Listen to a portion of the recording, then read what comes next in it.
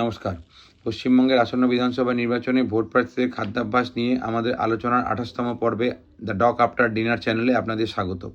আজ আমরা আলোচনা করব পশ্চিমবঙ্গের একটি অতীব গুরুত্বপূর্ণ বিধানসভা। এই সিরিয়াস আলোচনায় আমরা দেখব আমাদের পশ্চিমবঙ্গের খুব নামকরা এবং খুবই গুরুত্বপূর্ণ একটি বিধানসভা রাজারহাট গোপালপুর বিধানসভা কেন্দ্রের একদম সত্যিকারের পশ্চিমবঙ্গের একমাত্র সত্যিকারের তরুণ তুর্কি মানে তরুণজ্যোতি তিওয়ারি বাবুর খাদ্যাভ্যাস সম্পর্কে, যিনি রাজারহাট গোপালপুর বিধানসভা কেন্দ্রের বিজেপি প্রার্থী।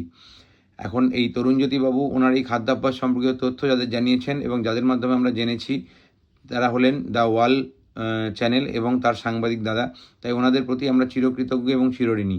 দ্য ওয়ালকে দেওয়া সাক্ষাৎকারে তরুণজ্যোতিবাবু জানিয়েছেন যে কোনো পার্টিকুলার মাছের প্রতি ওনার খুব একটা ভালোবাসা নেই বা মাংসের প্রতি ওনার কতটা টান আছে সেটা উনি জানাননি। উনি জন্মের পর থেকেই মাছ খান, সেরকম কোনো তথ্য উনি জানাননি। উনি মাছ হাতে নিয়ে প্রচারেও বেরিয়ে পড়েননি। উনি জানিয়েছেন শুধু যে উনি 3 দিন মাছ খান মানে আমিষ খান এবং বাকি দিনগুলি নিরামিষ খান। এরপরে আমরা দেখেছি যে উনি একটি লাল রঙের জামা পরে ভোট প্রচারে বেরিয়েছেন এবং ইন্টারভিউ দিচ্ছেন। এখন লাল রঙের জামা মানে উনি যে রঙকে আজীবন গালাগালি দিয়ে এসছেন বা ওনার রাজনীতির জীবনে গালাগালি দিয়ে এসছেন, সেই রঙের জামা পরে কী করে উনি ভোট প্রচারে বেরিয়েছেন বা ওনার এই লাল জামার জন্য ওনার ভোট প্রচারে কোনো এফেক্ট করবে কি না সেটি তো চৌঠামে জানা যাবে। এইবারে যে কথাটি আপনাদের জানাতে চাই তা হলো তরুণজ্যোতিবাবু ওনার এই খাদ্যাভ্যাস সম্পর্কিত তথ্য জানাতে গিয়ে জানিয়েছেন যে উনি মানে দুপুরবেলার মানে রাতের বেলার খাবার নিয়ে উনি খুব একটা আশাবাদী নন, কখনও খান কখনও খান না।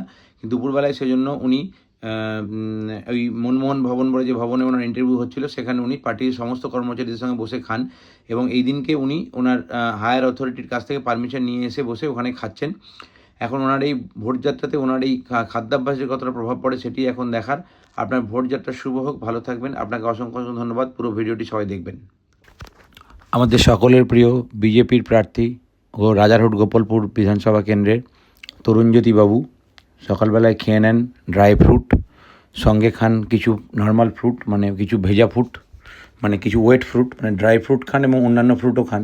এখানে অন্যান্য ফ্রুট মানে ভেজা ফ্রুটই হবে ড্রাই ফ্রুটের সাথে।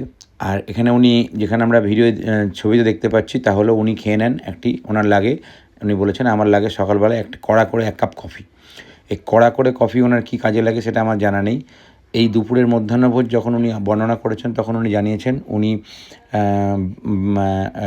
রোজই এইখানে বসেই ওনাদের বাকি কর্মীদের সাথে খাবার দাবার করেন মানে খাবার খান। এখানে ওনার পাতে থাকে ভাত, ডাল, তরকারি, মাছের ঝোল এবং এই খাদ্যাভ্যাসে উনি মোটামুটি সপ্তাহে 3 দিন চলে মানে আমিষ মানে মাছ সপ্তাহে 3 দিন চলে, বাকি দিনগুলো উনি নিরামিষ খান। রাতে খাবার কি হয় না হয় সেই নিয়ে ওনার খুব একটা আশা নেই, কারণ উনি রাতে কখনো খাবার খান কখনো খান না সেটা উনি জানিয়েছেন।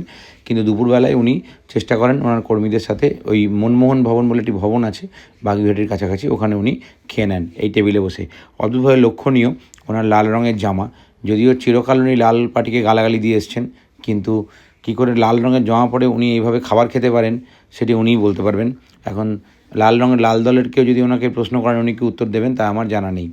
এরপরে আমরা দেখে নেব যে ওনার এই যে খাদ্যাভ্যাস উনি ফলো করছেন, সেখানে একজন ভদ্রলোক ওনাকে এসে জিজ্ঞাসা করেন মাছ নেওয়ার কথা, তো উনি বলছেন না ঝোল দেবেন, তো একজন ভদ্রলোক ওনাকে পাতে ঝোল দিয়ে দিচ্ছেন।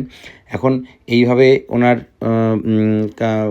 খাদ্যাভ্যাস বর্ণনা করার সময় উনি জানিয়েছেন যে উনি যেদিনকে এনার ইন্টারভিউ হচ্ছে সেদিনকে উনি ওনার পার্টির উপরতলার অনেক উচ্চ দরের নেতার পারমিশন নিয়ে এসে কর্মীদের সাথে খাচ্ছেন।